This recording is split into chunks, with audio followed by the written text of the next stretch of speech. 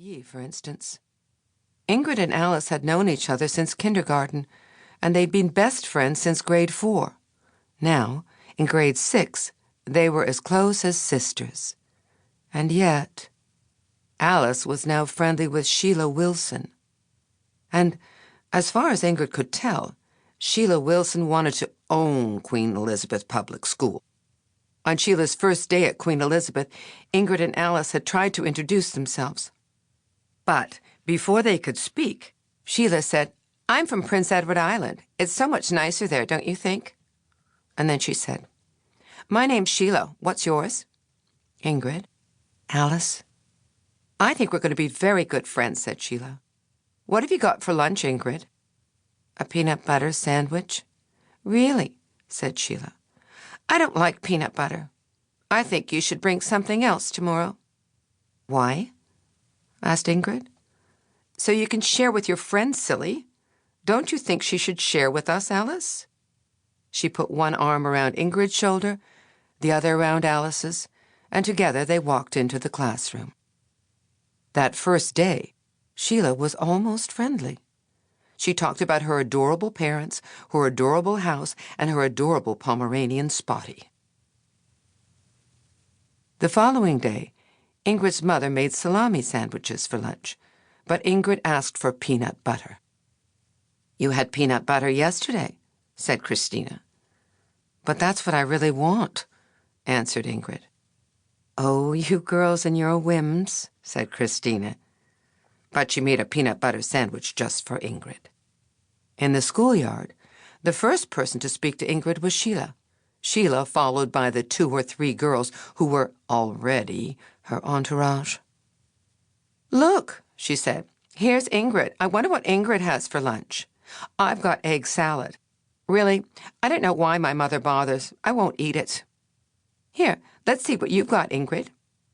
"It's peanut butter," said Ingrid. "Didn't you tell your mother to give you something else?" asked Sheila. "No," said Ingrid. "I asked for peanut butter." "Why?" "Because I love peanut butter." "But I don't," said Sheila. "I don't have friends who eat peanut butter. If you want to be our friend, Ingrid, you'll have to do better."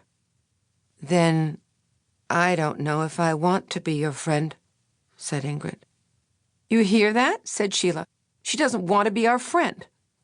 Without warning, Sheila grabbed the paper bag from Ingrid, threw the peanut butter sandwich on the ground, and danced all over it. "In Prince Edward Island, that's what we do to people who aren't friendly," said Sheila. She stood before Ingrid, a triumphant look on her face as if to say, "That settles things with you." Sheila's friend stood behind her, looking expectant, as if to ask, "Well, what are you going to do, Ingrid?" Ingrid could barely hide her indignation. "If you ever do that again," she said finally, "you'll be very sorry." "Ha!" said Sheila. "Ha!" meaning, "You're just a little pigeon I thought you were, aren't you?" For no reason, Sheila Wilson chose Ingrid to torment, and in the months that followed, she committed a handful of little cruelties. She stole Ingrid's pencils, though Ingrid had no money to replace them, threw an eraser at her back, even spat on her shoes. It was bewildering and frustrating, but what was worse was that Alice, to whom Sheila was always kind, was friendly with Sheila and went to Sheila's house after school. In fact, Alice thought Sheila's little tricks amusing and said, "It's just a joke, Ingrid. Sheila's not so bad, you know." That was the worst of it. Alice did not understand, and Ingrid could not convince her Sheila was unpleasant. Ingrid felt even more alone. Almost as bad was that for 10 months, the only thing she ate for lunch was peanut butter sandwiches. Ingrid insisted on having them every day. It would have felt like surrender to bring anything else. Chapter 3. A Countess.